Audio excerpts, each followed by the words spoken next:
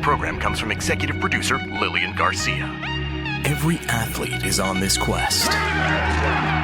Every performer dives in head first, battling real-life challenges and overcoming obstacles in an effort to make their dreams reality.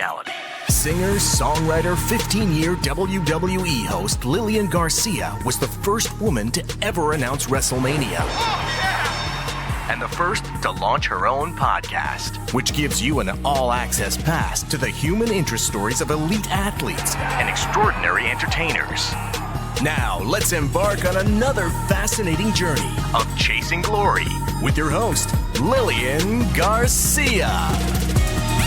Welcome, everybody, to Chasing Glory, all the way from Hollywood, California, into the new year. How's it going for you so far? I'm going to share how it's going for me so far, and I'm also going to share with you to let you guys know, of course, that the way to follow the show is at Chasing Glory Podcast on Instagram and at Lilian Garcia on Instagram and Twitter, and Lilian Garcia official fan page. Remember that Lilian is with one L in the middle. And the fact that last week we dropped the bombshell that Chasing Glory now has over 5 million downloads. Woo! Oh my God, that's so amazing. And just so you know, too, you can find the show on YouTube, and that is youtube.com/Lilian Garcia. Some of you actually love to still go the YouTube route, so that's fine. We're trying to get the show as many places as possible, including the Chasing Glory app. So how easy is that for you? So just download the Chasing Glory app on your phone, and you can use that for iPhones or also Androids. So you will see the little icon. It's a little mini me that you can have on your phone, and just spread the word. Okay, so I'm in a good mood, but I was not in a good mood. And I'm going to tell you what's up. And when I say not a good mood, I just mean I was kind of sad all week. I was depressed. I had all of this anxiety, and I'm like, what the hell is going on? And why do I feel this way? And then I realized it. Okay, so here's the deal. I mean, after announcing 5 million downloads, you would think that I was floating on cloud 9, and you would think that I was just, and I was happy, don't get me wrong, but that I was like super happy and just so elated every single day and jumping out of bed and just been like, yay, and let's get this going some more. And it was kind of like the complete opposite. And I was even crying and had to get out of the house and go for walks. And I'm like, what is wrong with me? And that's the worst, right? When something good is happening in your life, but yet you feel like this anxiety, you feel down, you feel depressed, you're trying to figure out what's wrong and you can't figure out what's wrong. And that's bringing more anxiety. Does that happen to you? Like you're trying to sit there, literally go, what is wrong with my mind? I should be like the happiest right now and I'm not. And yet I can't explain. And when I talk to friends and they're like, but you should be elated. Yep, you're right. I should be. So what is wrong? Okay, I figured it out. I have the syndrome that is like everything is going great. The show is going phenomenal. And therefore now I have extra stress on myself. I am placing this on myself to continue the show to be doing great. And it really reminded me of what happened years ago.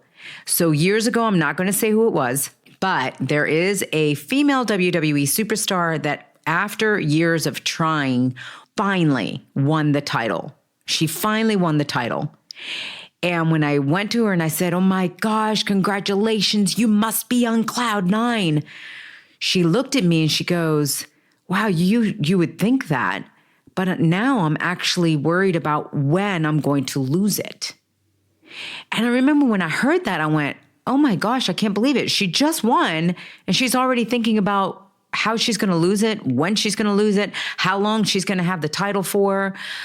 And I got it because that's exactly the way I've been feeling this week. I get it now. I am so excited about the show because it is impacting lives. You're telling me about it all the time. When you write your reviews, you have no idea what that does for me, what that does for my team.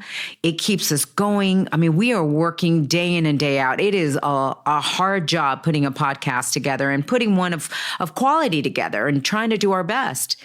But now I'm wearing the stress of, well, is the show going to continue on this ride?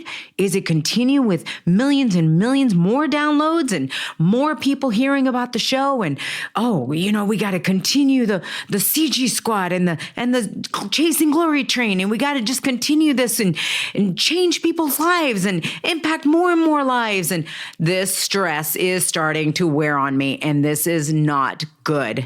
And that is what I started realizing, that all of this anxiety I am placing on myself now because it is doing so well. I feel like I have a championship, and now I'm worried about when I'm going to lose the championship and how long this is going to be going for. And that is the wrong mindset to have.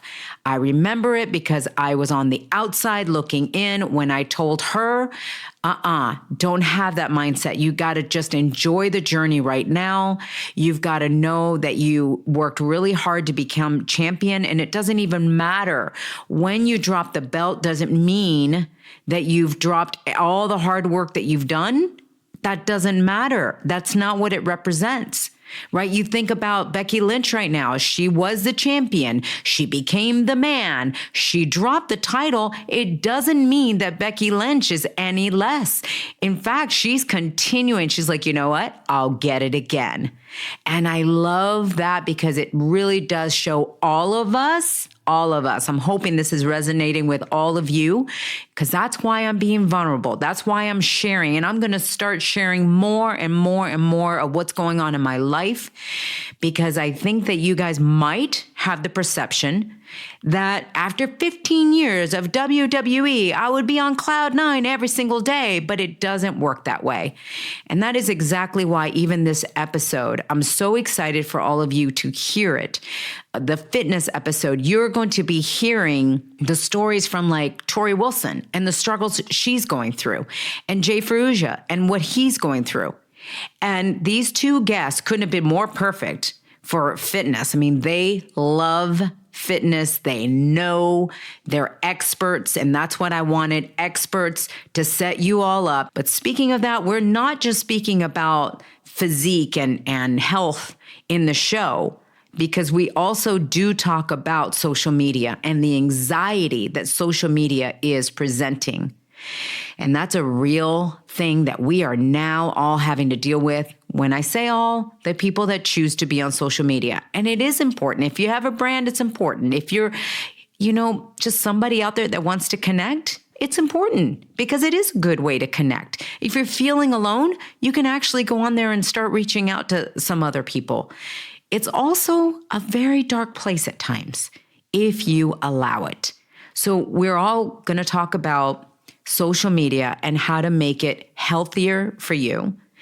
And we're going to talk about different aspects of how you can make your life better. So this is definitely an episode that you're going to want to listen to, but not only that, you're going to want to share it with someone. Please don't just keep these episodes to yourself. I think that's the biggest thing, is the fact that everyone's saying, wow, I actually sent this to someone that I thought about, and I felt like they needed it. And I sent it to them, and they thanked me profusely because it did impact their lives, because they were down. They were down. And my main point, I even said it this past week, if you checked out some of the audiograms that I actually released, you're not alone. If you're going through some things in your life, you're not alone. I think more than anything, you've seen that more and more of my guests are opening up and sharing those struggles that they're dealing with. So this was one that I dealt with this week. And I thank you. I thank all of you for providing a safe space where I can be vulnerable. And like I said, more and more, I'm going to be opening up my life and just sharing with you like some of the things that are going through with me. So I want to thank you guys for joining me for this episode. Like I said, it's fitness, it's wellness. We got Torrie Wilson and Jay Ferruggia, who's really just so powerful, both of them. You're going to learn so much in this episode. And I definitely want to thank my sponsors who are bringing this to you. And the only reason I accept my sponsors is because I feel like they can provide something for you. Four Sigmatic, for example, is a product that I've absolutely just fallen in love with in so many ways, because I always loved coffee. Now they have more than coffee, but I want to talk to you about the coffee aspect of it. I loved coffee, but coffee made me jittery. So I would just drink a couple of sips of this one particular brand, which I'm not going to mention, but I would get so jittery. Literally, I couldn't even have a cup of coffee. So with this, I can actually have a few cups of coffee during the day because they have like 50% less coffee than normal. They also bring clarity because they're mushroom based. Now, when I say mushroom, don't think like it's going to taste like mushroom, because I can imagine you guys going, wait, what? A coffee with mushroom? Blah.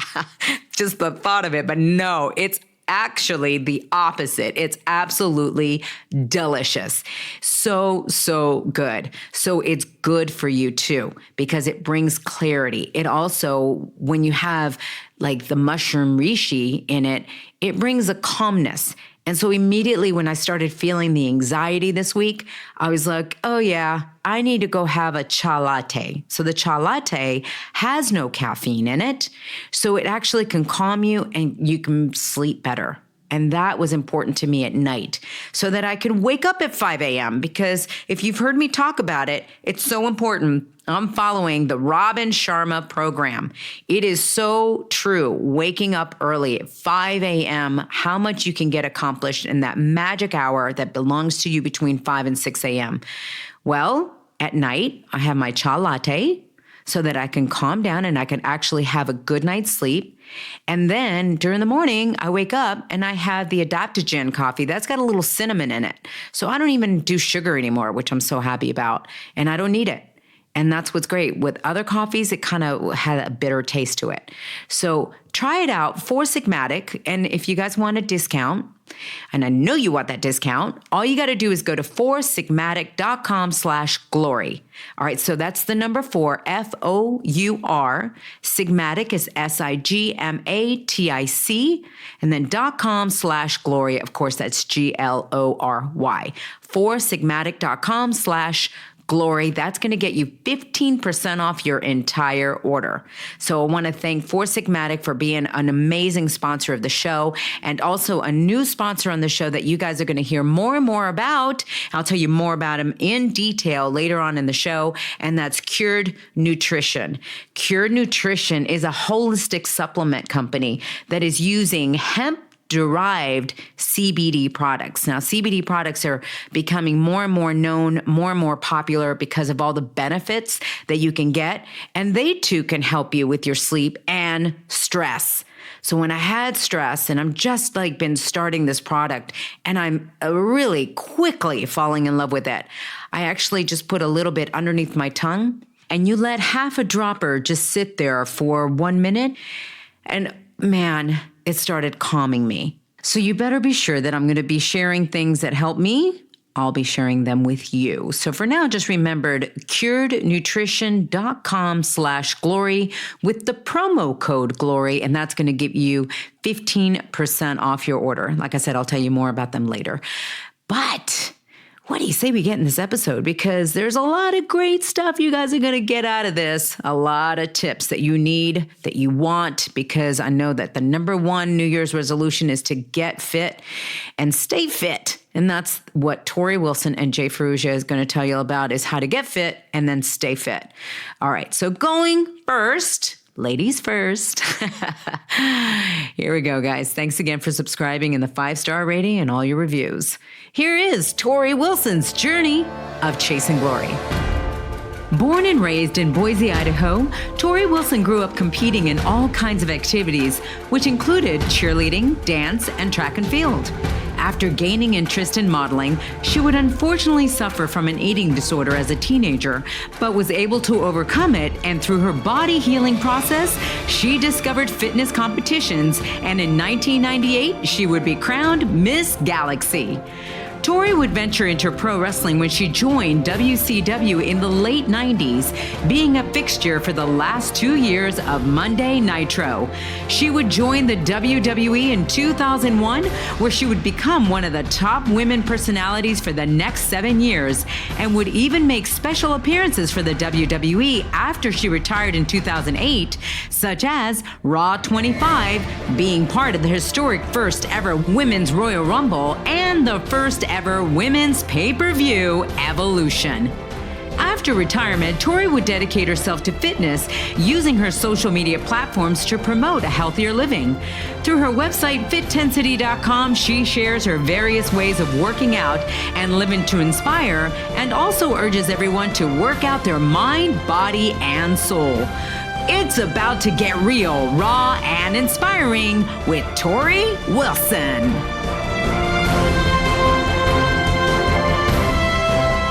All right, guys, I'm so excited because this is my very, very first guest of 2019, and it's none other than Torrie Wilson. Woo! The crowd goes crazy. Torrie, I'm so excited. Hi, Bill. Hi, honey. Thanks for having me. What an honor to be your first guest. Oh, man, it's great. As a matter of fact, think about it. Back in 2016, when I started my original podcast, you were one of my first guests. I think you were like guest number 2 or 3. It's crazy. Yeah. And now here you are. Honored. Oh, here you are, 5 million downloads later. Oh, man. I mean, so excited, but that's because of the fans. They really have resonated with the show. And that's because of all of you, like the guests that have been really opening up about your life. And I remember when you did my podcast before, you really opened up about your life. And one of the things that we did talk about that really resonated with me is because I actually had this issue as well, as we're talking about body today. That's what I've been telling everybody. It's the new year. Everyone's focused on fitness. And I suffered from bulimia for many, many years. And man, it really took its toll on me. And I remember you opening up about that as well. Mm-hmm. Is that one of the reasons why fitness is so important to you? It really is. So I started out actually when I was 14. I went to a modeling agency and they told me to lose a little weight, and I became anorexic. I was eating like an apple and a handful of broccoli every day. That's it. And doing 2 hours of stairs. And I mean, I was just working out like a maniac. I was probably about 30 pounds less than I am now. And wow. Yeah, it's hard to even grasp. But when I went into college, I started the throwing up. Mm-hmm. And luckily for me, it was really hard to make myself throw up. So it probably could have been something that lasted much longer, but it was just really hard to make myself throw up. And because of that cycle in bulimia, I ended up gaining weight. And that's really what forced me into fitness. I started kind of admiring the fit, shapely bodies that to me were just so feminine and sexy in the fitness magazines. And I was like, I want to look like that anyway. Yeah. I can't imagine them asking you, here you are 30 pounds less than you are now, and they're asking you to lose weight. That's insane. Well, I had weighed more. That's what started it all. Oh, they asked me to lose like 8 or 10 pounds, and I lost a lot more. Oh my gosh. Okay. Now I get it. Wow. And it's really sad. You start getting all this positive affirmations from people. Everyone's like, wow, you look so great. And so then it can easily happen to anyone. And you just think, wow, well then more is better. Yeah. I actually just this morning when I went to the treadmill, I actually saw a girl working out next to me, and she was trying to work out so hard. I mean, you just saw her skin and bones. And I wanted to stop her so bad. I can tell she's got definitely either anorexia or bulimia or something that she's suffering, because there's also, I don't even know what you call it when you over-exercise. That's a form of, I would say, I feel like it's a form of bulimia. You're just not throwing up. You're just... Right. Getting rid of it in a different way. Mm-hmm. Yeah, that's true. Yeah, I wanted to stop her and tell her so bad about, like, you're skinny enough, but you really can't. And the thing is, it's like, I know exactly how that felt when people would tell me I was too thin. And I always thought if they were telling me I was too thin, I thought it was a good thing. It meant I looked good. And if someone said I looked healthy, I was like, shit, I better lose some weight. Like I'm clearly, and I just, that I feel like an eating disorder is the hardest thing to move past, as you know. Yeah. Well, it's always stayed with me. Even now it stays with me. Now I don't suffer from it. Like I'm not bulimic anymore, but yeah, I mean, I'm always constantly checking out how things look on my body. And does this look good here and there? And will I look good in this angle or that angle, even taking photos? And so it's constantly on my mind too. And I know that is the number one New Year's resolution is people losing weight. But I like the fact that people are starting to say, not losing weight as much as getting healthy. And that's the main thing that I want to focus on this. It's not that I'm having this show so that you guys can go out there and just lose weight, because that's not what it's about. It literally is about getting healthy and getting to your proper weight. And when you do that, you feel so good. And when you feel so good, you really do go out there and it resonates in everything. It resonates in your love life. It resonates at work. It resonates with your relationships or your friendships, all of that. Yeah. I mean, the number one reason why I do what I do, why I love it so much is because I just truly feel like everyone deserves the right to feel confident. And when you're not confident with how you feel and look, it doesn't have to be a shallow thing. When you are not confident, it seeps into every other aspect of life. You let people treat you worse than you would normally. People actually end up treating you worse. Jobs are more difficult. It's just, it seeps into every area. So that's why I just think it's really important. I just really always stress to people, it's all about you feeling confident. Whatever that looks like. It's not for me to say how much weight you should lose or gain or whatever. It's what makes you feel good. Yeah, I agree. So here you are. You've been doing this now for, is it a year yet? January 1st was my year. Oh, yeah. Wow. Congratulations. That's amazing. Thanks. Now it's called FITTENSITY, correct? Yes, it's morphed very fast and grown very fast. At first it was Coach Torrie and now it's FITTENSITY. I started with just coaching people online and then it's morphed into something much bigger. Now I have, different programs based on your goal. There's a whole test you take online and based on what your goal is, there's a program designed for you. So, I was trying to cover all bases because a lot of people would say, I really want to work with you, but I can't afford it. So now I'm like, okay, well, this program's $27. So if you don't have $27, we got issues. Yeah, that's amazing. That's really cool that you've been able to do that and have the results from that $27 program. Have you seen any results yet? Oh yeah. I mean, we just started about, not even 2 months ago. Mm-hmm. But I've got, with that program, you get into a private Facebook page, Facebook community, and there's a lot of, it's just awesome. It's like people with similar goals and just wanting to cheer each other on and be around positivity in there and sharing workout tips. And I'm always urging them to post, sweaty selfies. And we've got a pretty decent, we're getting close. I think we've got close to 500 people in there now. And it's only been a couple months. That's insane. That's amazing. Yeah, it's really crazy. I remember back, here was 2016 and you didn't even have this yet. And I remember you got very emotional on the show and it was because you wanted to help people. You're like, I have this intense need to help others because I've been through it. And you were tearing up and it was just a beautiful thing because you can authentically see, but you can authentically see it even on your Instagram. I mean, you love fitness. I do. And you look amazing. Now, here's the thing. I know that you've also shared on Instagram how there have been challenges. There's still struggles. Can you let us in on some of the struggles that you're still enduring?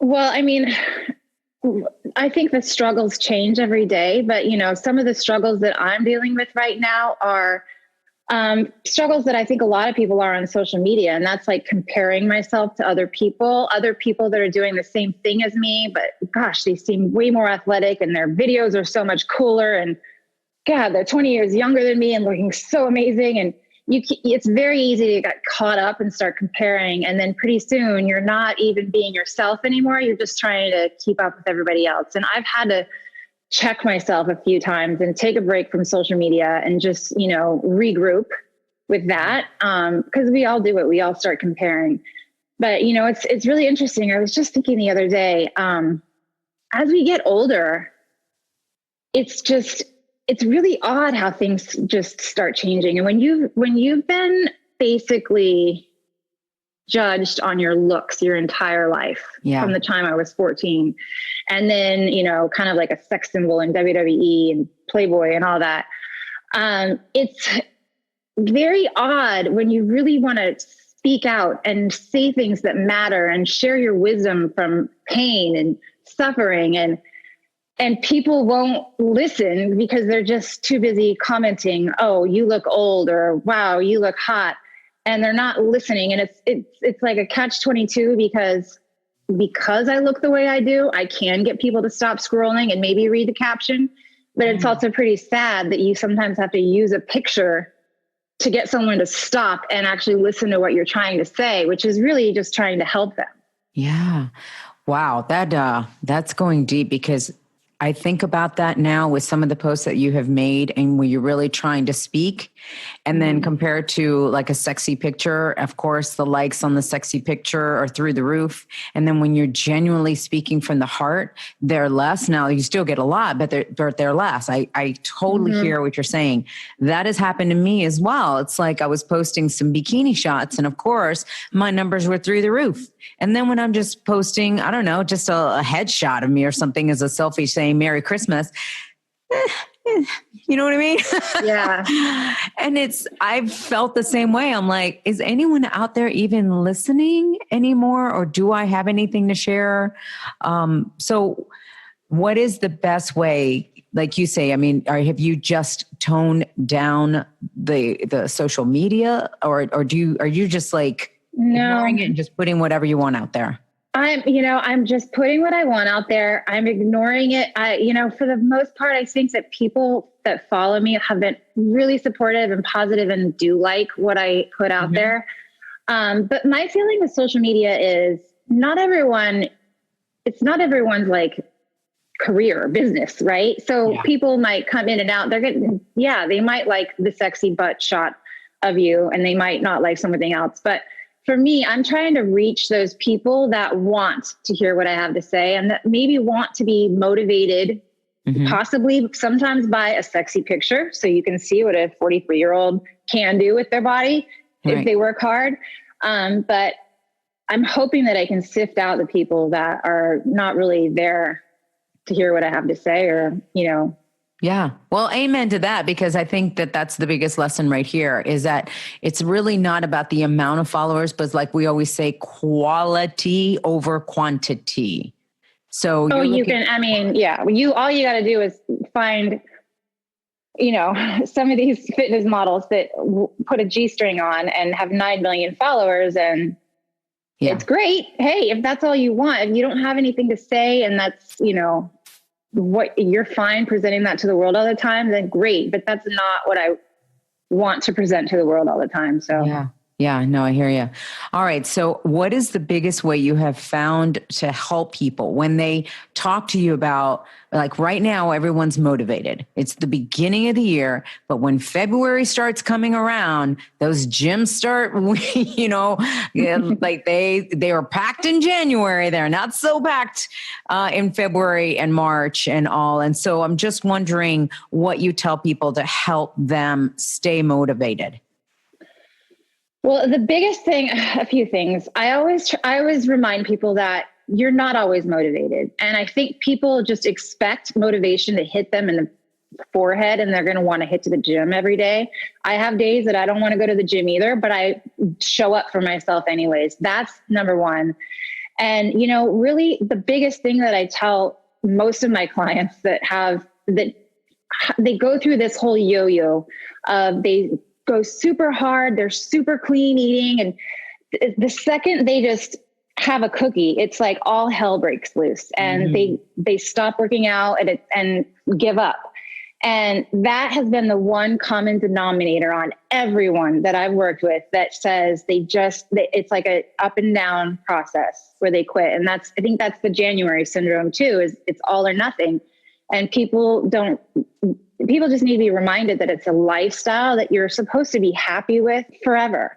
Yeah. So you got to make it something that you can live with. If eating cabbage and grilled chicken is not something you think you're going to be happy with for the rest of your life, you got to find a balance in there somewhere. And there's no like one rule.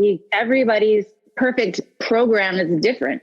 Yeah. It's up to us to find what works. Well, and the 30-day challenge that I'm doing right now is what I love about it. And I remind everybody that it's not a quick fix, but a lot of times people quit when they don't see results. So when you have a group of people around you rallying and you're just like going gung ho and you're doing a program that is meant to see results, a lot of times it's like movement creates more movement. Mm-hmm. And when you see a little bit of results, you get, you're more excited. But when people don't really have a plan of action, that's usually when they get in trouble. And what about when people are very close to their goal, but then they sabotage themselves? It's a mindset for sure. Do you work with people on their mindset to help them through that, to like, why are you sabotaging? Maybe you don't feel that you're worthy to get to that certain weight, or is there a fear associated with getting there to a certain weight? Most definitely. And a lot of times people just feel like they don't really deserve it. Or they're doing it. A lot of times also people are doing it for the wrong reasons, for, their spouse, not for themselves. True. I'm the queen. I used to self-sabotage myself to death before photo shoots. All of a sudden I eat healthy all the time. And all of a sudden I want ice cream the night before a photo shoot. Really? We do these little things and sometimes unknowingly. Yeah. So it's up to each of us to look in the mirror and call ourselves out on our own crap. Did you find out why you were sabotaging yourself? No, I don't know. I don't do that anymore, but I did it a lot when I was in WWE. All right. So did you compare yourself with others in WWE? Because I know that's easy to do. Yes and no. No, I didn't really. I mean, I've always been like, no, social media is really, no, it was, I don't know. Social media is really, I think, the worst for comparing. I agree. I agree. Even this morning. You can sit at home and do it. You can lay in bed with, and you're feeling so ugly. And of course it's when you're feeling ugly and fat and depressed and, and white, have no energy, haven't worked out. And you're like, I'm going to just scroll on my phone. And I think we're like automatically drawn to what's going to make us feel worse. I think you're right. Seriously, even this morning when I was just doing some stuff, actually, I was doing some research on you. So I'm looking through, and then that led me through a rabbit hole because I usually, my relationship with social media has changed in that I will post content, but then I'm pretty much out. And that's just to protect myself and my time and all. But as I was doing research and I'm looking, and then that led me to someone else, led me to something. I was like, oh my God, look at this. What the hell? What? Literally next thing you know, I was like, well, my 30-minute workout this morning was nothing compared to this, or my 40, I think sometimes you talk about that, how sometimes it doesn't have to be an Olympic workout. And I think that was the biggest thing that I learned, because sometimes I felt like only doing 30 minutes, but I felt like at least I showed up for something. Right. And, it's funny when you say that, because I get so frustrated also when I scroll through social media and I see people that are doing the same thing I'm doing, but they're posting it's like, all they're doing for 10 hours a day is thinking up new fancy workouts with different movements and everything. And it looks cool, but at the same time, it's also like, you could try to keep up with that, or you can stop and realize, wait, for the past 20 years, I have not been doing fancy moves every day for my workouts. And sometimes you just need the basic movements. You don't need to think too hard about it so that you can really lift strong and sweat your butt off. I love that. I think that that's something that you've just discovered that I realized too. I think sometimes maybe I make my workouts or I feel like they're going to be too hard. And sometimes that sends the whole overwhelming thing. But there are times that I wonder with your program, because there's times that I go, man, I wish I had my coach here, because I used to get, trained by a trainer. And with your program, the fact that there's no trainer there, how does that work? That's when it starts boiling down to self-motivation. How does your program work? Well, I give you, it's different. Whether you're getting coaching, you're getting weekly workouts. And then I really try to show people with Fit'tensity how it's like almost like a lesson. Like you get a sample weeks of workouts. And then there's a whole exercise vault with all different exercises for every body part, suggestions you can do at home or the gym, so that you can put together what works for you. Because, some people might hate burpees to death. And there are things that maybe they'll enjoy their workout if they try some other examples of ways to get your cardio in. You're working out at home. So I really try to like lead people to kind of having options. I like that. I like that for sure, because then that way are you a big believer then of changing out your workout a lot? Changing it up, but not changing out a lot. I can't say that I do the same basic, probably 10 to 12 exercises almost all the time. Okay.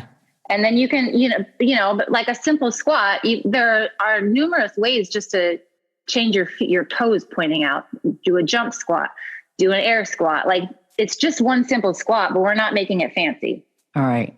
How do you feel now then compared to the way that you were at the WWE? I feel better than ever. I really do. What did you do, Torrie? What did you do to change it up? Like, why are you different from when you were at WWE? Did you just learn different things? No, it's all the same.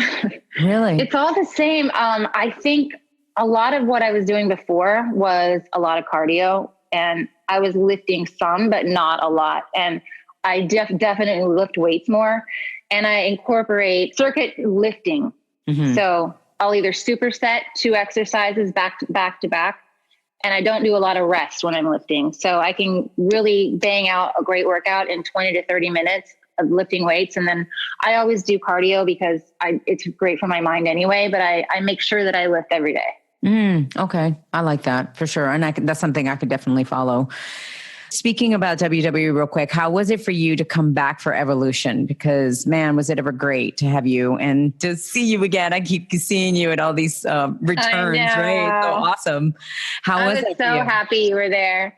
It was cool. It's funny because I felt myself getting the bug a little bit when I did Royal Rumble last January. Oh yeah. And I had not been in anywhere close to anything WWE for like 9 or 10 years. Yeah. And when I entered the Royal Rumble, I got such a just great, my heart just burst when I went out there, and I had so much fun, and the crowd was just so appreciative, and I was crying. I was just so it was almost like the goodbye, and I felt like I never got to have, because I just, I had back surgery and kind of disappeared. Right. And, I just felt so good about it all that when they called me about Evolution, I was like, sure, why not? Yeah. And, what an honor, even just to be invited there, with all of the amazing women from the past and the present. Yeah. Making history. As I'm sure you feel the same way.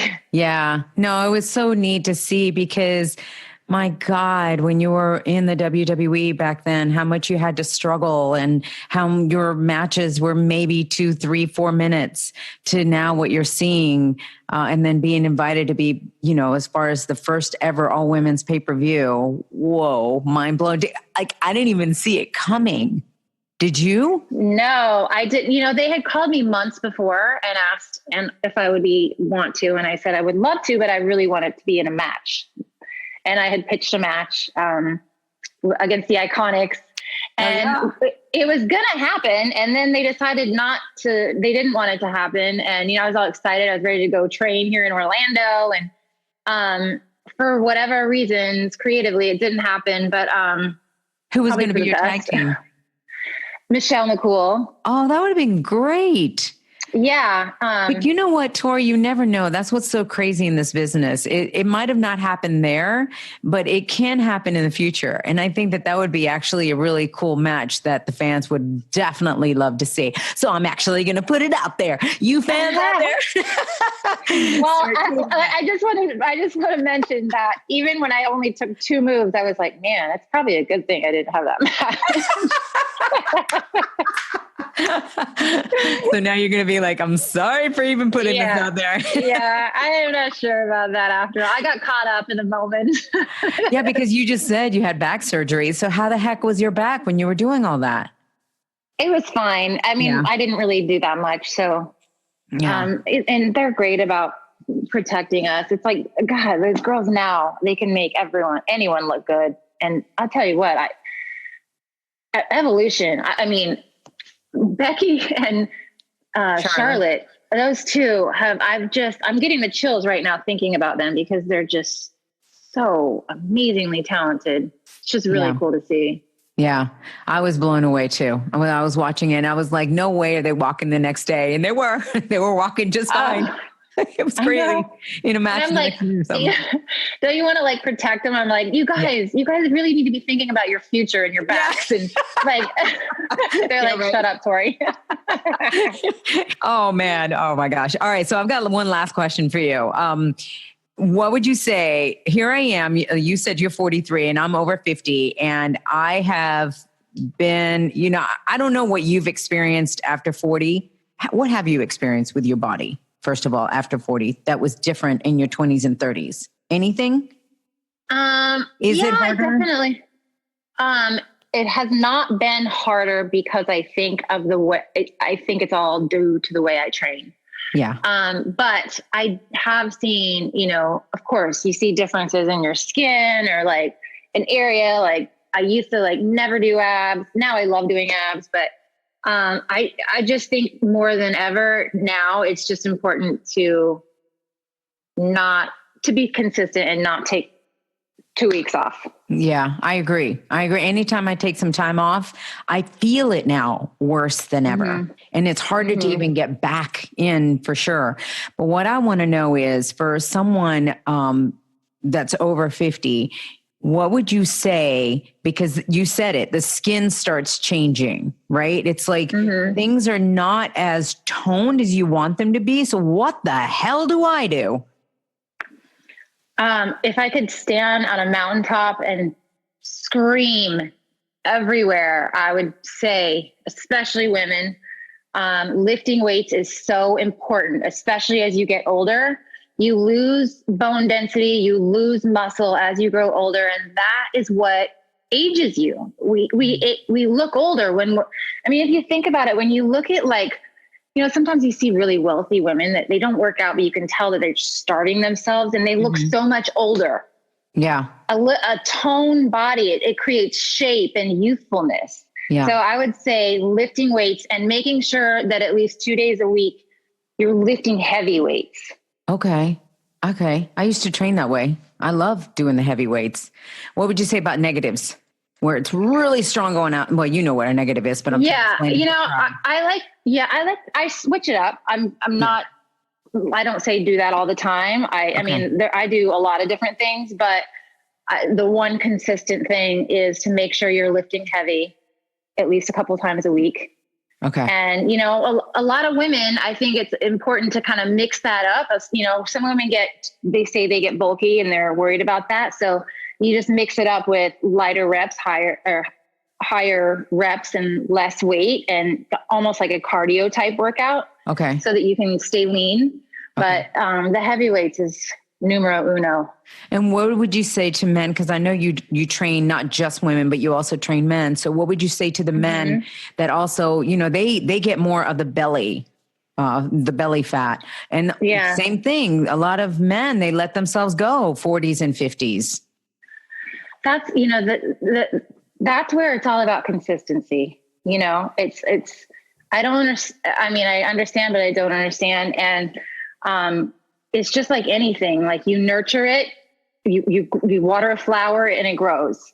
And you can't expect to just here and every once in a while get a wild, hair up your butt and say, I'm going to work out for 2 months. And then you don't look ripped and then you give up. And it's like this never ending cycle. So of course that gut's not going to really go down. Mm-hmm. You're like yo-yoing with your metabolism. And it's really all about consistency, number one. And as much as it is about diet. It's really about diet is very important, but I will never say that it's more important than exercise. I think they're equally as important. And once you kind of get to where you want to be, for me anyway, as long as I'm working out really hard, my diet doesn't have to be super strict. Okay. I've seen that too, especially if I'm on the treadmill. And I don't really run anymore these days, but I do really brisk walking and I'll do hills and stuff like that too. So, it works for me. I think that everyone's got to find out what works for them. I know that the reason I found out that worked for me was back in college, because I actually gained some weight. Like I never was big going to school, elementary, high school, any of that. And my metabolism, I guess, was fast enough. But then I went to college. All of a sudden, my metabolism slowed down. I was still eating the same thing. So all of a sudden, I started packing on the pounds. So I was freaking out. And that's when the whole bulimia thing started. I didn't know what the heck to do. But I remember that I would be late for class. And so I'd be walking really, really fast. And all of a sudden, the pounds just dropped. And that's what I realized. Brisk walking does so much more than what people think. They think that they have to be running, and they've got messed up knees or something like that. And they're like, well, I guess I can't do anything. And I'm like, no, you can brisk walk. That helps a lot. Anything is better than sitting on the couch. Anything. I agree. You're right. You're absolutely right. And, for those days that people feel like they're not feeling the motivation, I say, that happens to me a lot too. And those are the days that really the champion is brought out of us when you show up anyway. And just tell yourself, okay, I'm going to start with a 10-minute workout. And if I'm really that miserable, I'll leave. And you never leave. You get into it. You start sweating. You're like, wow, I feel pretty good. Okay. I'm glad I did that. I always say, just go in there for 5 minutes or 10 minutes then. And then that 5 or 10 minutes is going to end up being longer because like you said, you're going to end up getting in the mood. And good music or good programs. Sometimes I listen to inspirational talks while I'm doing that, and it just gets me all motivated. All these things. Totally. All right. And if you want to leave, then leave. If you want to leave after 5 minutes, 10 minutes, leave. Yeah. But at least you did it. Option is there. Yeah. True. All right. I want to ask you, Torrie, if somebody wants to get into your program, what do they do? So if you go to FITTENSITY.com, there will automatically, it'll pop up. There's something that says, are you a man or a woman? You hit one of those and there's about 10 questions, very quick, just multiple choice. And then you will be, the program meant for you will be spit out.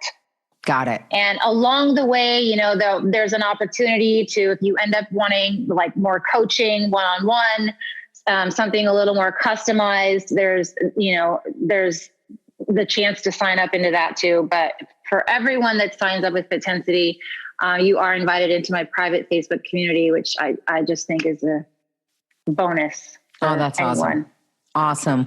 Well, thank you so much for coming on here and for being the first guest of 2019 and starting us off on the right foot. And I encourage everyone to really take fitness very, very serious, because I always say, like, if you don't take care of your temple, right, your temple's not going to take care of you. That's what it's all about. And that's why I felt as good as I have felt to this point. And so you too, but I just want to even feel better going into this next stage. So I'm inviting everybody with me. So thank you, Torrie. Oh, good. Thank you. Chasing Glory with Lilian Garcia. Gosh, I love talking to Torrie. I always learn something new. And as I've told you before, I am all about health all the way, which is why I love my new sponsor, Cured Nutrition. You guys, check this out. It's using CBD products. You've heard a lot about CBD lately, I am sure. You've also probably heard about the difference between CBD and THC. Maybe, maybe not. But let me tell you, All right, Cure Nutrition, they're a holistic supplement company. It's based in Boulder, Colorado, and it's organic hemp-derived CBD products. Now, they have full-spectrum nibbles, tinctures, and treats that work with your body's natural endocannabinoid system. Easy for me to say. Now, you probably wonder what the heck is a cannabinoid.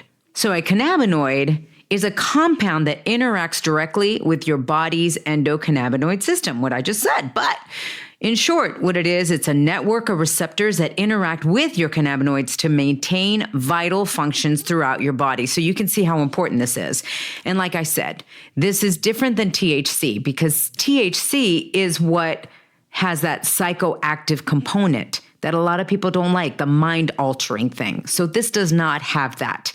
These are commonly incorporated wellness regimens to improve sleep, decrease inflammation, which inflammation is like a major, major thing. Jay Ferruggia is going to be speaking about that coming up. But it's also going to reduce your body's stress load. And that is the way that it has helped me tremendously. One of my favorite products is the hemp oil. Now they come raw, or it also comes with a minty flavor, which is yummy. And you just put half a dropper underneath your tongue for 1 minute. Let it just really dissolve in there. And then it just calms you. So it's really, really good to stay calm, especially in this world that we have so much going on all the time. And it's like a do environment, right? Sometimes it's good to just chill. All right, so try this. And actually, I've heard that the CEO is now been using cured full spectrum raw oil, the one that I was just telling you about, for his puppy to ease the distress and also support recovery because the puppy had a couple seizures. So you guys can actually use this for your animals to help them out. It's actually a household staple now for people of all ages. And again, for your furry friends. So if you're worried about jumping through hoops to get your hands on your own cured nutrition product, you don't have to be, because the company ships their products to all 50 states. You don't have to live in Colorado. You can get it wherever you are. So the easiest thing for you to do to get the 15% off for all my Chasing Glory listeners, just go to curednutrition.com/glory and then also use the promo code GLORY. So that's CURED nutrition.com/glory with the promo code GLORY. Guys, you're going to love me for this. Let me know on social media what you think about this new product. I know you're going to love it. curednutrition.com/glory. And now here is Jay Ferruggia's journey of chasing glory. For nearly 25 years, Jay Ferruggia has been making a huge impact in the lives of hundreds of thousands of people worldwide. As a world-renowned strength and conditioning specialist and muscle building expert, this Jersey boy dedicated his life to training himself to getting in phenomenal shape and has made it his mission to spread his knowledge to others. Jay has helped people in 126 different countries, as well as over 700 athletes from NFL, NHL, and MLB organizations. His articles have appeared in top fitness magazines such as Men's Health, Maximum Fitness, Today's Man, and Shape, just to name a few. He regularly gives seminars all over the country, and his training techniques have appeared in over 30 radio and television stations. You can currently hear him hosting the Renegade Radio podcast, where he motivates his listeners, as well as having guests such as WWE Superstars Sheamus, Cesaro, Becky Lynch, yours truly, and many more. Having gone through many mental and physical struggles, Jay is living proof that nothing is impossible. It's about to get real, raw, and inspiring with Jay Ferruggia.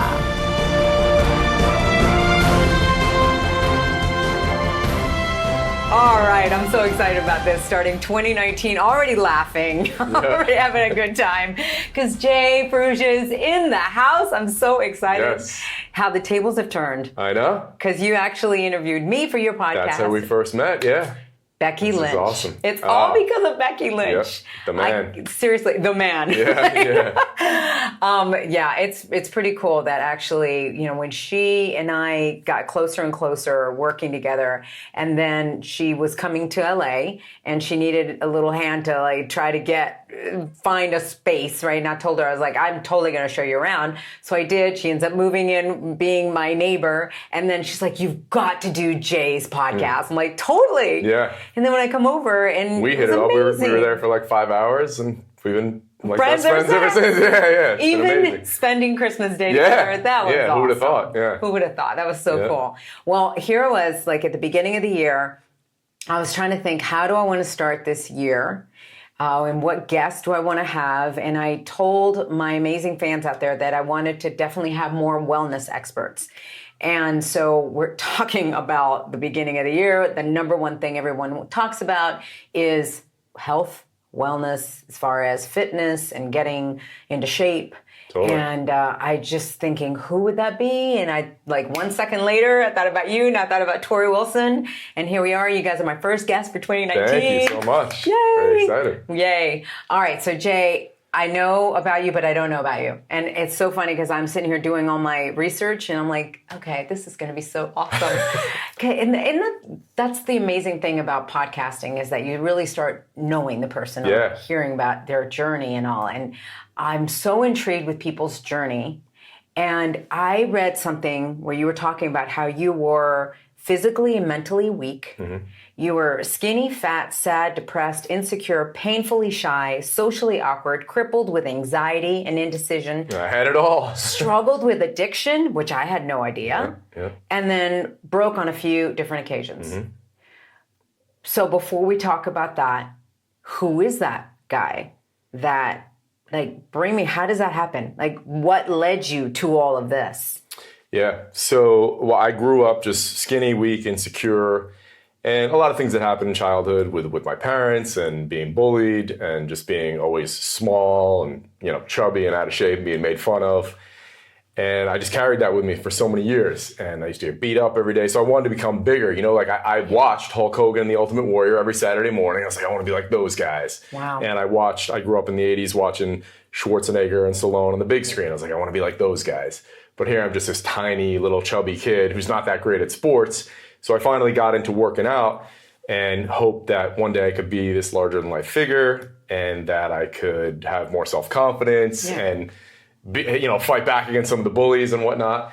And so then it became really an obsession. The funny thing is my cousin Christine in 1987 was dating a pro wrestler. And I was like, this is amazing. I get to be near a pro wrestler. Who was it? His name is Eric Wida. I always mention him in stories like this. He never made it to WWF or WWE now. But he was still in this small independent federation. But, he was huge. And so he got me started training. He and my dad got me started training. And my dad did kind of at first, but it was Eric that I was like, man, I got to be like this guy. He's right here. I'm hanging out with him. Yeah. And so, and he took us. We actually went to WrestleMania 4 with Eric, which is crazy. Awesome. Yeah. And so it was just a long journey and I got bigger physically. I got stronger.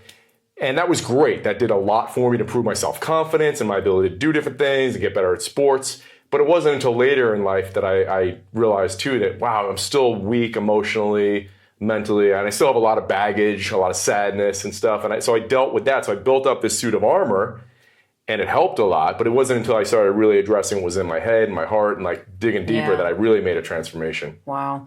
What, when you say that you were, what time or what age would you say that you turned things around physically? You said you were chubby. Yeah. So, I started training when I was 12 or 13 and I didn't know what I was doing. I basically got nowhere. Like I graduated high school the same height I am now and I was 147 pounds. So I was not jacked by any stretch of the imagination. Yeah. And then in college, though, I discovered all these different resources. Back then, there's no internet, so you had to order books from the back of Iron Man magazine. And eventually, I discovered stuff from the early 1900s that actually worked for me. It was super different from what people were doing at the time. And then I had tremendous success, and then I eventually got into making this my career and training people. I started training people when I was 19. Okay. Yeah. All right. So I definitely want to dive into that, but I love hearing the early stuff because I've noticed even with me, like it really does form you. Yeah. It does form your life. And a lot of times it stays with you. Because you even say socially awkward. Why do you feel like you were socially awkward? So I grew up, there was always a lot of screaming and fighting in the house and bottles breaking. And wow. Yeah, there was a lot of anger. And so I was just timid. Like I didn't want to draw anyone's attention. I didn't want to hear that again. I didn't want anyone to get, yell at me or anything. So I carried that to school.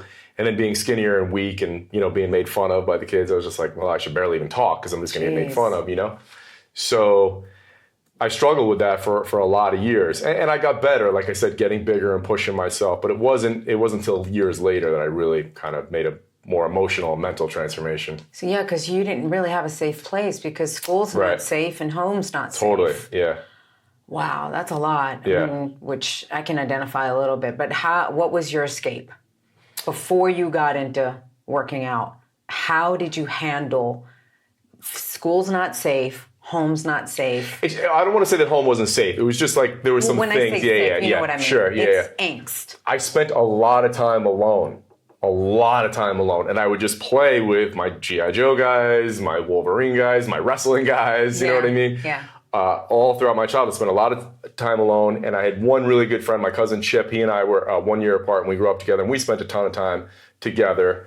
But I didn't go to a lot of the parties, and I still have memories of getting beat up. Like I remember being at Joel Cameron's birthday party when this kid Jay punched me in front of everybody, and then another birthday party where this kid threw me in the lake in front of everybody. It's like some of that stuff just stays with you, Yeah. And in what ways has it stayed? So I was just always insecure, and if I was comfortable in my own gym, because I eventually opened up my own strength conditioning facility, and if there's 20 athletes in there and it's 1,000 square feet, I became comfortable with that. If we went out to dinner with 3 people, okay, 4, I'm okay. 5 people, I'll shut down. I won't say anything, because then that's breaching my comfort zone, and I know that I'm going to say something stupid, or I'm going to look dumb, or someone's going to make fun of me. So just really just never speaking up, and always thinking everyone's looking at me, everyone's judging me, everyone's making fun of everything I do, So how do you break that? Because I know that there's people out there that had the exact same thing. Oh, totally. And I know that you mentioned that you read 500 books and you coach as mentors and all of that. But I mean, that's like you were saying, it's a slow process doing that. But how do you break that? Because there's so many people that just can't seem to break it. Yeah. So I think it's like anything where if you want to get better at something, you have to practice. So if you want to become a pro wrestler, you're going to go and run the ropes all day. If you want to play the guitar, you're going to play guitar every day. You're going to lift every day and get stronger. But people don't think of their personal development in that way or addressing their baggage in that way. It's just like, well, this is either you write this narrative and you tell yourself this story, this is how I always was, and this is how I always will be, which isn't true. That's as ridiculous as picking up the guitar the first day and saying I suck and I'll always suck. No, you can practice and get better. So you have to just work on it and prioritize it and make it your number one focus. So when I decided, I just had this awareness, okay, this is not how I want to live. I would rather be able to engage and build amazing relationships like you and I have now and Becky and I have, but it wasn't going to get any better. And people think, as I get older, I'll get better. No, it's not going to happen. No. So you have to read those kind of books. You have to put yourself in those kind of situations. You have to invest in yourself and go to events where people are going to be. And then every day, just make it a goal. Like if you're going to get up every day and do 10 push-ups because it's going to improve your fitness, maybe speak to 10 people a day or even make eye contact. Like I was so shy that I'd be in the elevator, I would just look down. So first step for me is just make eye contact. Maybe give a nod to someone, say hello, ask how they're doing. Don't be staring at your phone all the time. It's small steps, but it builds up. And then like anything else, it becomes easier. It's like, the callus thing. You get calluses at first and then they build up and it's easy and it goes away. Yeah. You bring up the phone and I really think that that's become this thing now. It's an escape, right? Where people easily can look at their phone when they feel awkward or they don't want to make contact in the elevator. I think now it's more detrimental. And I think that in a way, people are really experiencing even more anxiety ever since we've gotten more technology in our lives. Yeah. So, I mean, Torrie and I talk about this where the whole, social media and the anxiety that you get from social media. Do you get anxiety from social media? Yes. In what way does it affect you? I would imagine that everybody gets anxiety because they're comparing themselves to other people. That's the first thing she said. Totally. Yeah. You got a better body, you got a better life, you're making more money, you're doing more exciting things, you have cooler friends than I do. Everybody thinks that. So you have to have certain things in play, like, okay, recognize certain behaviors And what are you going to do to switch that up? Like set a timer so you don't be on social media so much, anything like that. And then instead of focusing, so for so many years, I thought about what I didn't have. And so I think that the bigger change is think about what you do have. Yeah. Like I have amazing friends. You know what I mean? I live in an amazing place. Like I have all my faculty. I'm good. I'm healthy. Right. And I think when you can make that perspective shift of what you do have rather than what you don't have, it doesn't bother you as much. Like, I'll be honest with you, a year ago, I would have gotten more bummed out scrolling through social. Like, oh, this guy has this, everyone's, now I'm like, oh, that's cool. Maybe I should do that. And maybe it doesn't matter, you know? Yeah. I think it's like anything, it just takes time. I've literally been more like I post and then I'm out. Yeah. Like you won't see me sometimes, so I won't even comment on your videos or something because I haven't even seen them. Yeah. Because I literally have been like, nope, in, out, in, out. I can't. And I love that. I don't like that we live in a world where people are like, yeah, so I was doing this last week. I was like, no, I don't. I'm not following you 24/7. Right. I want to know when we're here having coffee or something. Right, Yeah, right. yeah. Which is nice. We're filling each other in. Even before this whole thing started, we were sitting there talking about everything that's happening in our lives, and it's so great to share. And I know that a lot of it is not happening because we're on social media all day looking at somebody else's life. Yeah. Becomes very, depressing. For sure. Yeah. Because it is true, you could probably always do more. Yeah. And sometimes I get that anxiety myself, and then I feel, am I doing enough? Right. And then even today, I was like, you know what? I don't feel like grinding right this second. I'm going to go for a walk. Mm-hmm. What is your take on the go, go, go? Because I know you used to be that go, go, go kind of guy, right? Yeah. And then you backed off a little bit? Yeah. What's your... So, I mean, I have that in my East Coast DNA. I have relentless written on my forearm. So, I definitely can relate to that. And I've done that for years. But now I've just had, like I said, a perspective shift of what really matters, what's the most important thing. So I'm able to, anytime a friend calls me, like if you said, hey, can we talk about something? I think I'll come over and we'll hang out for 3 hours. Yeah. I'm able to do that now. Like I know what's the most important thing to me. And it's really the relationships and the people that I love more than anything. So for so many years, it was building up my business, building up my body, and these other things. But you realize that money doesn't make you happy. Those other kind of things, they don't really make you happy. Material possessions. It's really at the end of the day, like, it sounds grim, but I tell people, like, keep death near. Think about, like, what would you want people to say at your funeral? I do that once a month sometimes. I'll just envision my funeral. Who's going to be there? What are they going to say about me? Yeah. Who's going to get up and speak? And is it going to be, oh, Jay hustled all the time. Jay made a lot of money. Jay was jacked. No, none of those things. It's going to be the experiences we have, like on Christmas Day when we're all hanging out. That's what's laughing like crazy as we were playing games. Yeah, it was so much awesome. Fun. Yeah. Wow. Okay. So when we're talking about fitness, you talk about the being jacked. So how does someone make that important? Yeah. You know what I mean? Like if we're talking about friendships are more important and all of that, then what about the But so I mean, it's cliche, but your body is your temple. I still think that's first and foremost. The Rock talks about that's his anchor every day. Arnold talks about that's the thing. Like you still have to take care of your body because you're not going to be healthy mentally, physically, emotionally if you're not getting workouts in and doing something. That doesn't mean you have to train 2 hours a day at 4 a.m. like The Rock. Like just do something. If you do 15 minutes of push-ups and bodyweight squats at home, it's something. You have to take care of yourself. So, and obviously it's different levels. So if people are doing nothing and they haven't trained in a while, which I talk to a lot of people like that, like, hey man, I've just been on the couch or I haven't been doing anything. I'm so busy, which that's probably the obstacle that holds the most people back is I'm so busy. Because going to the gym is a big thing. It's a 15 to 20 minute drive. Then you get there, it's a whole ordeal, 45-minute workout. It's 2-3 hours. I get it. So what I always tell people is don't bite off more than you can chew. You got to start small. And that might just be literally doing 2 or 3 sets of push-ups, squats, and pull yourself up on something and do some kind of inverted row or band row. It could take 7 minutes. Do that, string that up, do that 3-4 days a week. And then if you want to do more, we could eventually add more to it.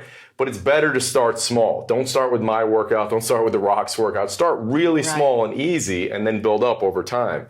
And then just, because then you want to make it a habit. You want to make it a long life, like I want to be doing this when I'm 90, Yeah. So it has to be sustainable. And what a lot of people don't realize too is that we're all stressed out. Most people probably don't get enough sleep. We probably have too much exposure to screens. And stress, if you break up with your boyfriend, if you got fired at work, if your dog dies, is equal stress to you doing a really hard workout. Your body treats it all the same. So if you go in and you kill yourself in the gym and do these high intensity workouts all the time, not great. You're going to eventually burn out. So you want to think of a sustainable, long-term approach. Yeah, I actually have a guy, his name's Thomas, who's a real fan of the show and all, and he was wanting to run a half marathon. And he said, that's a goal right now because I haven't run a marathon at all. So he goes, I want to run a half. And I'm like, that's smart. First of all, you're doing a half. But he's like, how do I stay motivated to get up, to do it? So I gave him the advice of just do 10 minutes or 5 minutes on the treadmill. Yeah. And then the next day, do 6 minutes. Yeah. And maybe 8 minutes. And then that's maybe the way to do increase it. it, right? Yeah. And then just set little reminders for habits, like just something as simple as having your running shoes out next to your bed in the morning, and that's a trigger, and just get up and do it every day, and it builds up over time. What about pictures? Do you think that putting pictures of your goal, like you had a goal, you wanted to, the wrestler is Hulk, all of that. Yeah. Do you think pictures help? I think so. I mean, I have a vision board, and it definitely helps. I think so. Yeah. As long as you don't, again, that kind of goes to the social media thing. Like, be realistic. Like, you know, not everyone's going to look like The Rock or the Ultimate Warrior in his prime. Yeah. Be realistic. Like, set realistic goals and break it off in small chunks. Like 90 days, here's where I want to be. 90 days from there, here's when I just reevaluate every 90 days or so. All right, so my question to you then is there's people that are out there that lose a lot of weight. I mean, the before and after photos are unbelievable. Yeah. And then they end up gaining more weight later. Yeah. And I'm always like, what the hell? Yeah. What do you think is going on there? Because you said it, it's a mind game too. Yeah. So what happens is physiologically, I'm not going to get too much into the science, but what happens is a lot of times if you do a really extreme diet, and especially for females, this is really hard too. You crush your hormones, you crush your thyroid, and your thyroid's kind of in control of everything and how much fat you burn. If you destroy that and you destroy your adrenal glands with too much hard training, that takes a really long time to bounce back from. So you can make massive progress and lose a ton of fat, but now you have to rebuild all that for months. And so you can have a rebound effect where no matter what, you're going to gain weight back. So that's why I say take it slower, more realistic, sustainable approach. I mean, most people can lose 1.5 to 2 pounds of fat a week max. If you're losing more than that, you're going to crush yourself and you can gain it all back later. Really? Yeah. So it has to be slow. It has to be slow. 1 to 2 pounds a week? Yeah. Yep. I don't know why, because I know that some people have lost like 5 pounds. Well, so at the beginning you can. So it depends on the diet you switch. So like if you switch from a high carb diet to a low carb diet, you're going to lose 10 pounds in a week. And then you might for a few days, and for a few weeks after that, you might lose 3 to 5 pounds. It depends how much you have to lose too, right? Mm-hmm. So, and also it depends on your level of inflammation. So if you eat an inflammatory diet, if you're eating a lot of processed foods and sugars and grains and stuff like that, if you have a lot of inflammation, that might flush out and you lose 10 pounds in a week as well. But eventually it sustains. So past the first 3 to 4 weeks, you can't really lose more than 1.5 to 2 pounds a week. Okay. So Torrie talks about the fact that she doesn't really believe in diets. Yeah. And she doesn't really say she can't have anything. It's like all balance and the amount. And do you feel the same way? I agree. I mean, for me, as I've gotten older, I have a much more, a bigger focus on longevity, and especially brain health and inflammation. So, and what I mean by that is Alzheimer's runs in my family, so I don't cheat and eat junk as much as I used to. I mean, you saw me going nuts on Christmas, but... I did. I was watching you going, Eggnog, God, I wish I could. I'm allergic to dairy, which is why I wasn't joining you. But you didn't feel good. You told me. No, that's the thing. Horrible. Yeah, I get crushed doing that. So I do it less and less because it's just not worth the indulgence for 10 minutes versus how I'm going to feel the next few days afterwards. And so where I was going with the inflammation is all the science over the last few years has pointed to lower carbs and higher fat diets being better for brain health, cognitive function, fighting Alzheimer's, and for inflammation as well, just in your joints and whatnot as you get older. Like I have elbow and shoulder issues that are so much better now than they were a few years ago just from cleaning up my diet. And the thing is, if I eat a bunch of junk food, the next day I'll be like, oh man, my shoulders hurt, my elbows hurt. So it's noticeable instantly, so I tend to avoid that more. That is so wild you say that, because I had a shoulder injury that just wouldn't go away. And I think I recently told you that I gave up sugar. And I just realized, totally, I don't feel it at all. Yep. I was actually hanging this morning, just hanging, and then doing some, what's it called? I don't know the names. And when you put your knees up for your abs. Just like a hanging knee raise? Yeah. Okay, hanging knee raise, exactly like it sounds. Yeah. But I was like, wow, my shoulder's not hurting. Yeah, exactly. So it could literally be from the sugar? 100%, yeah. Wow. Yep. Okay. Do you know, I can't believe it, how I actually, even Splenda, I was trying to use it the other day and I was like, oh, I don't even like the taste of this. Yeah. It is crazy once you leave it, how it wasn't as hard as I thought it was going to be. I think some people were worse, maybe because I already was not eating the sweets as much.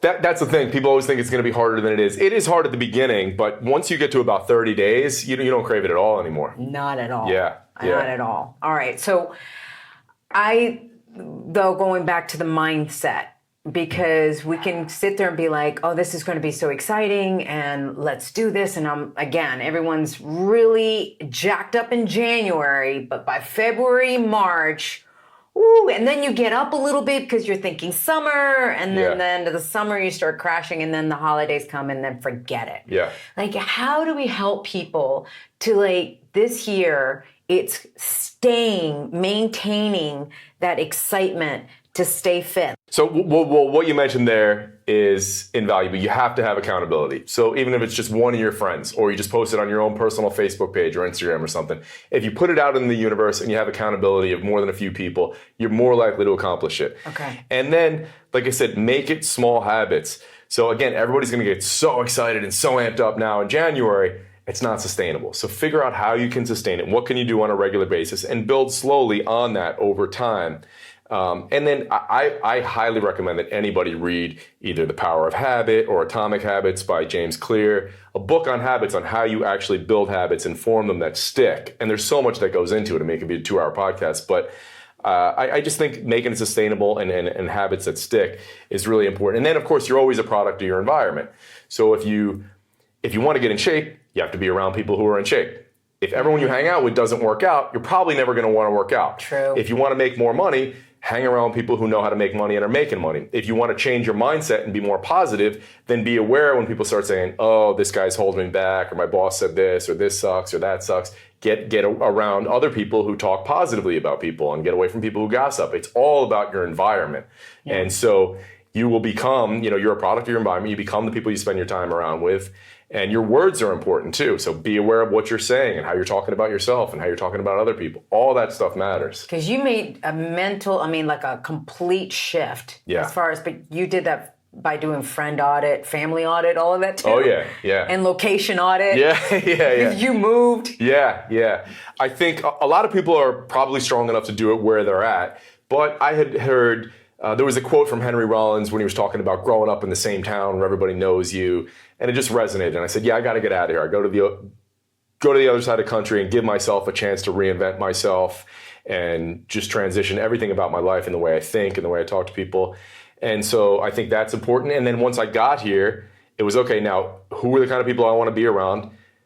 Where are those people? How can I get there? And who do I not want to be around? And I even had some friends that I had when I moved here, and I saw them for the first year or so, and then I was like, oh, you guys are still kind of talking about the same stuff and bad-mouthing people and complaining. I don't want to do that. So I'm moving on and moving forward and hanging out with different people.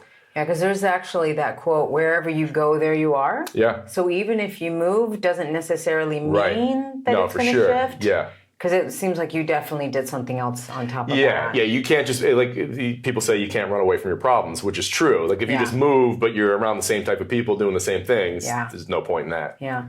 Do you think there was like something though that clicked in you? Like what was it finally said, I'm doing this? Like what triggered it? Yeah. I get asked that question a lot, and I don't have one particular incident. I think it was just like, when we've had these conversations, when the universe is just pointing to all these signs, it just happens like within a 30-day period, like this happens, this happens, this happens.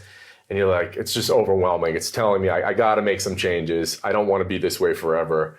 And I can't pinpoint exactly what they were, but I just remember all this was happening. It was like, I got to make changes. I don't want to live like this forever. So people, because I know you run a mastermind. Mm-hmm. Men's program. I've heard, my husband actually did it, and it's been amazing. Yeah.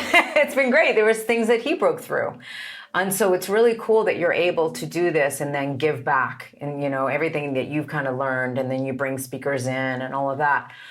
When people are, first of all, they say, I just don't have enough money.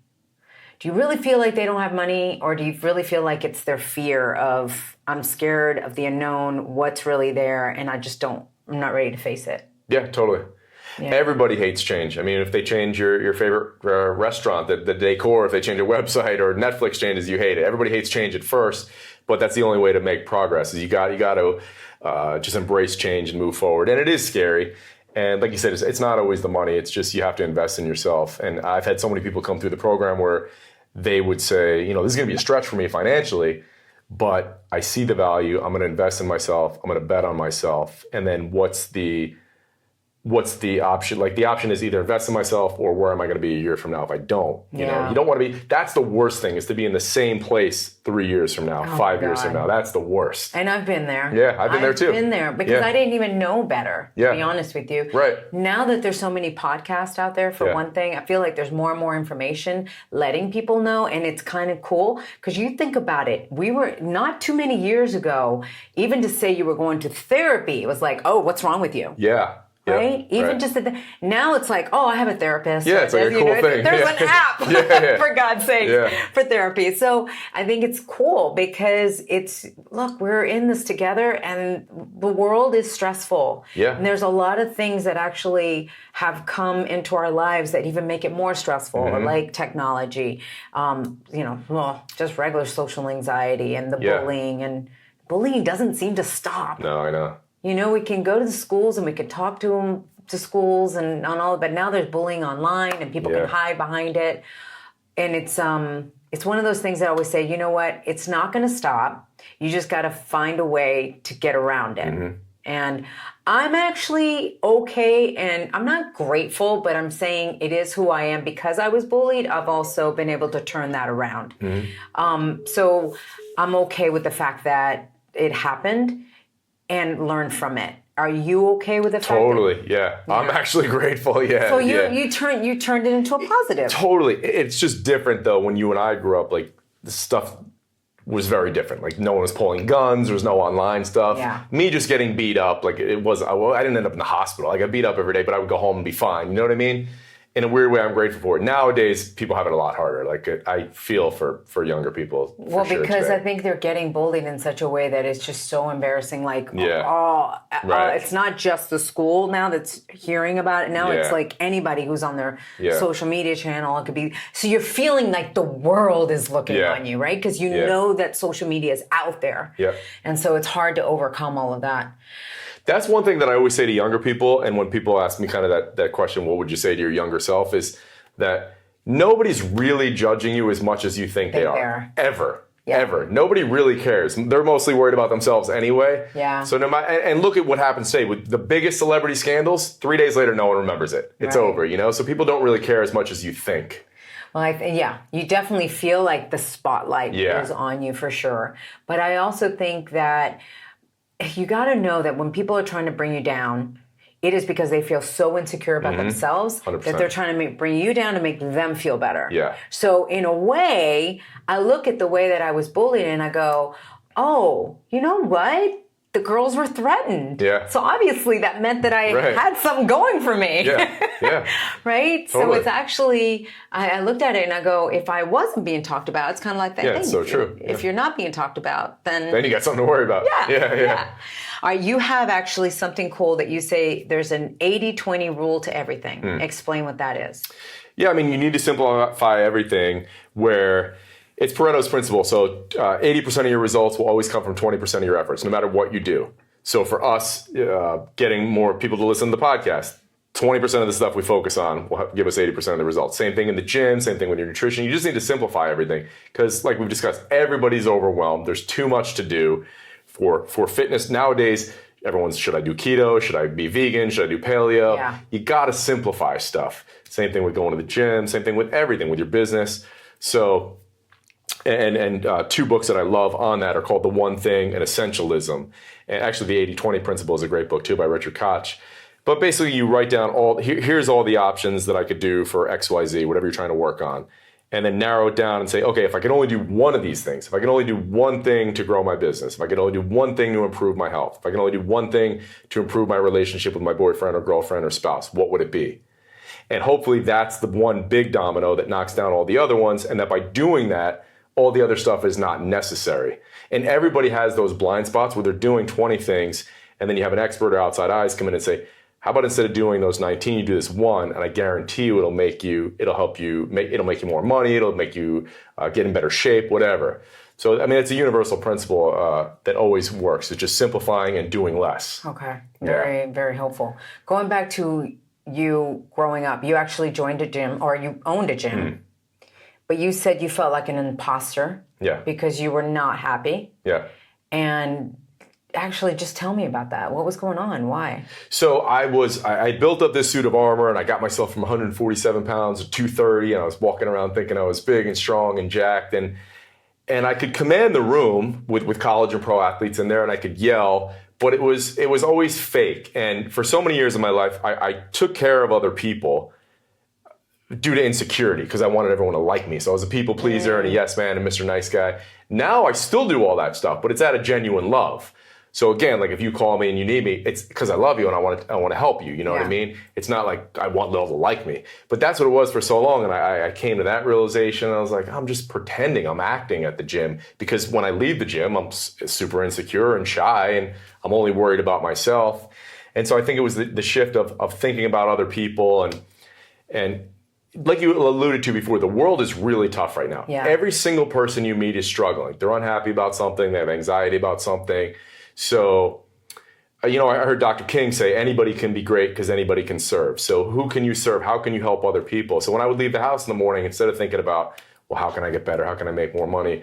Like if I run into you, I just know, you don't have to tell me, something's stressing you out. You have some kind of hardship. So I want to help you in some way. And people are like this all day. So if I just listen to you, maybe that makes you feel better. Yeah. And because I've helped one person feel better, now you pass that on. Now we've changed the world. You know what I mean? Right. So I love that too, because ever since even being your friend, it's made me realize that even more. Wow. And even hearing you speak, I remember you talking about that when I heard you last time, and you were saying, stop talking about yourself so much. Yeah. And really listen to somebody else. And I was like, that's what most people want. They want to be listened to. Yeah. So now, if anybody says that they have no struggles, it's BS, right? Yeah. So what would you say is your biggest struggle now? Right now, I think I've still taking on too much, and I always still want to be there for everybody. I try to take on too much. I still think I'm invincible. So I burned myself out a little bit. That's probably why I got sick last week. So this year I'm trying to do my own 80-20, and I'm in the process of that right now, doing less. And that's probably the biggest one that stands out to me. Because we're all like, I mean, it gets a little bit insane. Yeah. Do this, do that, do this. I mean, the grind is real. Yeah. And I work so hard. Yeah. But I'm the same way. Like I've got the podcast, I've got my music, I've got speaking, I've got this, the social media, trying to keep up with photos to post every single day. I'm like, how does one person do this? And everyone's running around trying to do that. Well, let me ask you this, because I am more impressed when I meet someone that's like, I only post once a day, or I only do this, and they're making good money, and they're not concerned, and they're not hustling, they're not hashtag always on their grind. I like that. Like, it doesn't inspire me when people say, I work 24 hours a day, and I do this, and I do that, and all my relationships are falling apart, my health is falling apart. I'm like, that's not really good. Like, 4 hours of sleep is not healthy. No. We know scientifically what is healthy. We know what causes optimal performance. I'm not inspired by that. I'm more inspired by friends of mine and people that I see that have a great balance, they have great relationships, they have social life, and they're not hustling all day. Yeah. That's impressive, because I don't think that helps a lot of people.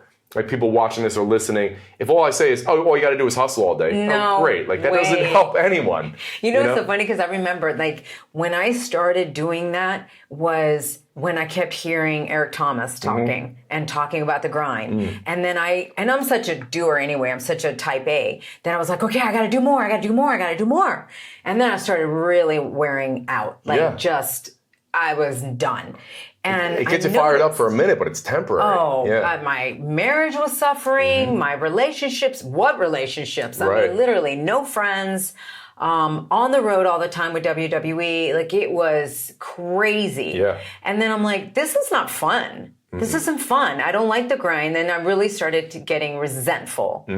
And I remember going, no, the secret to life, and I say it all the time, is balance. Yep. Balance, balance, balance. Now, I'm still trying that. I'm still working on it. Yeah. I think that's why I say you can realize this stuff, but I think it's one of those things that you still have to work on it. But even E.T., listen to this. So I'm watching him, a video he was posting, he goes, well, when I say grind, I mean like when you're with the friends, like that's grinding. You give them time, and when you're a family, when you were the kids, like you focus on the time with them. And I'm like, well, hallelujah. Yeah, I get that for sure. Yeah. Right? Yeah. So finally, it's an explanation that when you're in the grind doesn't mean that you're working 24/7. It just means that if you're working, you're working. Yep. If you're with a friend, you're with a friend. Totally. If you're with your husband, you're with your husband. If you're with your kids, you're with your kids. Yeah. And I love that. To me, it sounds way more balancing. Yeah, absolutely. And that's something that I just, again, want to stress in this show. And the same thing with the fitness. If somebody, one major tip that you want to give, what would you say? One tip, that's a tough one. I would say just do something. Like break a sweat for 30 minutes a day. Like we all get caught up on what's the best way to train, what's the best way to do that. And I mean, you know, I could get into the science of why you should do this, lift this way and do yoga and do mobility and do cardio. Do what you like. If you don't like it, it's not going to be sustainable. Okay. So find something that you like, that you enjoy. Do it for at least 20 to 30 minutes each day and then build from there. You don't have to get caught up in what's the perfect workout. I could obsess over that. If I'm training a world championship athlete, they should be. But for the most part, most people just do something that they like and make it sustainable. I like that. You nailed it. One tip, though, really. It's find something you like to do. Yeah. If you like rock climbing, go rock climbing. Exactly, yeah. If you like surfing, go surfing. Yeah, fitness doesn't mean go to a gym and sit on right. machines. Like, we spend enough time inside. I would rather people go outside and do stuff. That's better for you. Get outside. Yeah. Okay. Real quick, because I know you've trained some of the WWE superstars. Tell me about that. Who have you trained? Over the years, I've worked with or consulted with or helped different guys. John Hennigan's a friend of mine, so I've helped him with some nutrition and training stuff. Stone Cold and I did some diet stuff. Who else? I was coaching Daniel Bryan in the gym last week, which was really fun because Sheamus, I didn't really do anything, and we just talked and exchanged ideas. But Cesaro and Daniel Bryan I was in the gym with last week. And so it was cool because Daniel Bryan's been... he's 37. I imagine he's been deadlifting for 20 years, and I was able to show him some stuff. That's when I'm talking about the obsessive stuff, where I was just showing him some ankle mobility stuff and positioning and stuff. And he gave me a high five. He said, "That's the best deadlifts I've ever felt in 20 years of doing them." Wow. So it was really cool. And it's cool for me because I love that stuff. A guy who's 10, 15 years into his career, where now they're thinking about longevity, which when you're younger, you're just thinking about bigger, stronger, faster at all costs. Right. Now he's thinking about longevity. So the stuff I was showing him and that I talk about, and I was in the New York Giants weight room, recently, and that kind of stuff with the older guys and keeping them in the game a few more years and keeping them healthy. I love that stuff. So. Yeah. Rey Mysterio actually talked about that, how he was talking to DDP and the importance of yoga maybe for him because he's never tried it. Yep. And he goes, I think I'm starting to think more longevity as my body has just been taking a beating. Yeah, you have to. Imagine his small little body, like and all the things that he does. Yeah. Wow. All right. Well, I am so excited that you were here to do this, and I love the fact that you gave these tips and that the fans actually have something to go off of for 2019. It sets them up. I'm so excited too for all the speaking engagements that you had this year. I mean, what all do you have going on this year that you can let us in a little bit? We'll probably be doing, last year I did 10 of my own events, and I think I did another 10 speaking gigs. So I don't even know what's lined up yet this year, but we'll be doing some of our live events. We have my podcast, Renegade Radio.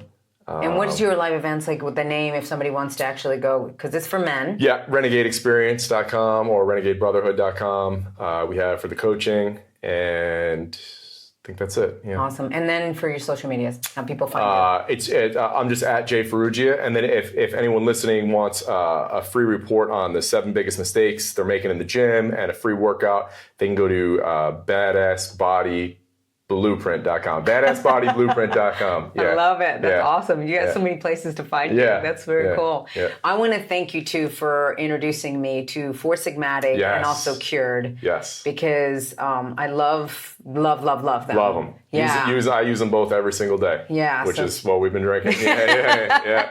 Cheers, guys. Yeah. Well, Jay, thank you. I Thank appreciate you it. so much. Chasing Glory with Lilian Garcia. Wow, now that was some knowledge that was dropped on us. Oh man, big round of applause for Torrie Wilson and Jay Ferruggia. I hope you guys enjoyed this episode as much as I have. Like you said, both of them talked about how you can't do this for somebody else. You have to do this for you. How do you want your year to go? And it's not even just the year. It's how to then maintain it off. One of the biggest things that I didn't realize was not to really lose weight that fast.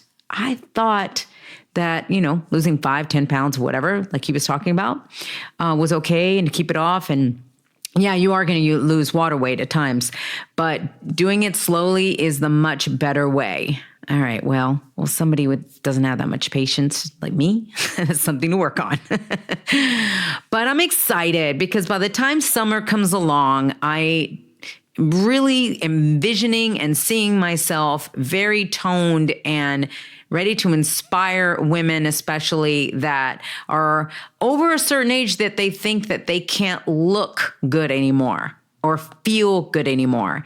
And I'm going to be proof. I'm already envisioning it that yes, you can. I always tell you guys that, right? With everything. Yes, you can. So whatever you do, just go out there, get some guidance. If we all knew how to do it, then we wouldn't need experts in our lives, but they're there for a reason. This is what they do. This is what they study. This is what they live every single day. So that's why I wanted them to drop the knowledge on us. This was very helpful for me, and I'm sure it was helpful for you. Definitely spread the word. Tell somebody about this. Be like, oh my God, you've been wanting to lose weight. You've been wanting to get fit. You've been wanting to eat better. This is the way to do it. You've got to listen to Lilian's latest episode of Chasing Glory, all about fitness, wellness. And as you saw that we also talked about social media, okay? Get your own relationship with social media. Make it work for you. Don't succumb to the darkness of it, and don't succumb to the looking at the pictures and comparing yourself and thinking that somebody else has got it better, because you're not seeing the in between the pictures. Not even me. It's not like I'm going to sit there and post pictures of me crying. Like I told you guys, I was upset this week. I didn't know how to share that. But you know what? Being able to share it on the show is very helpful. So that's the thing, is that a lot of times you're seeing just one-sidedness on social media. All right, so keep following the show at Chasing Glory Podcast on Instagram, and also at Lilian Garcia on Instagram and Twitter, and Lilian Garcia official fan page on Facebook, youtube.com/Lilian Garcia. Keep those ratings coming. Keep those reviews coming. Don't forget that we have the 5-star on Saturdays that we share your reviews. So we may pick your review and post it. So definitely keep those coming. I love that. We've got over 1,000 reviews on there, and that really does help the show. And let's see. I also want to thank one more time my sponsors for the show, foursigmatic.com/glory. That gets you 15% off. Remember, that's coffees, that's elixirs, lemonade. They have cha lattes, a lot of great products there. And they're great because it's made with mushroom. I thought I was allergic to mushrooms, so I thought I couldn't have it, but there are certain mushrooms that you can have if you are allergic to mushrooms. So definitely contact them, and that way they can guide you. But foursigmatic.com/glory, that's foursigmatic.com/GLORY. foursigmatic.com/glory, 15% off. And then my newest sponsor, curednutrition.com/glory. Remember that for that one, you also have to enter the promo code GLORY to get your 15% off. And those are CBD products that help you so much as well for stress, for sleeping. I feel a whole lot calmer myself with it. So try them out, curednutrition.com. This is also for pain, for inflammation, for your dog. If you heard me talk all about this in the show, or your pets, I should say, that are experiencing anxiety. So definitely check them out. Cured, that's CURED nutrition.com/glory with the promo code GLORY. All right. Until next week, guys, make sure you go out there with much peace, love, and passion. And remember to always be yourself and trust that it's enough. Have a great week. I plan on it. See ya. Thanks for joining us here on Chasing Glory from executive producer Lilian Garcia. Don't forget to share this episode with your friends and be sure to subscribe at Apple Podcasts or wherever you get your favorite shows.